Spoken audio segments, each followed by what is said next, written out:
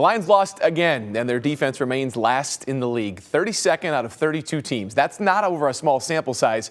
That's over 10 games. The Lions are allowing 27.5 points a game. The pass rush is not good. No quote explains this Lions season like the one Dak Prescott dropped after beating Detroit. Just sit back there, and then the confidence I said in the offensive line. I mean, there's a couple of times I literally went through the progression 2 or 3 times. There's a couple of times I literally went through the progression 2 or 3 times.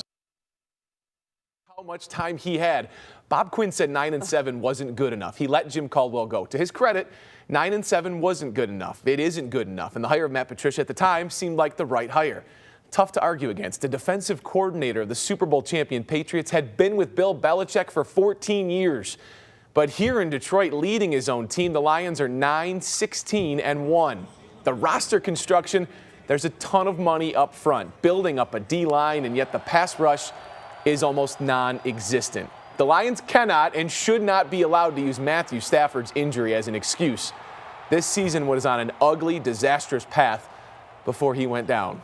Every team deals with injuries. Other teams around the league have won with backup quarterbacks this season. The Lions are getting picked apart every week by offenses, good and poor. Dak Prescott said he had enough time in the pocket to go through his reads 2-3 times. We will soon see if time starts ticking on this Lions regime. It's been ugly. It's been unfortunate because there was such a great start, 2-0-1 to the season. They've lost 6 of their last 7, and here we are again. Jeez, and he was surprised. Like, I was able to do this. Right. You got all the time in the world in the pocket, and we've seen that week in and week out with every quarterback that plays the Lions.